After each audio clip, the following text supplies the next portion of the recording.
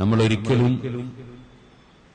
ഒരാളെയും ചീത്ത വിളിക്കാൻ പാടില്ല, തെറി പറയാൻ പാടില്ല, ആരെയും നിസ്സാരപ്പെടുത്തി ഇൻസൾട്ടാക്കി സംസാരിക്കാൻ പാടില്ല, ആരെയും പരിഹസിക്കാൻ പാടില്ല. പരിശുദ്ധ ഇസ്ലാം ഏറ്റവും നല്ല സ്വഭാവം നമുക്ക് പഠിപ്പിച്ചു തന്ന മതമാണ് ഇസ്ലാം. നമ്മുടെ ഏത് അവയവങ്ങളും നമ്മൾ ചലിപ്പിക്കുമ്പോൾ ആ അവയവം തന്ന റബ്ബിനെ ഓർത്തുകൊണ്ടായിരിക്കണം.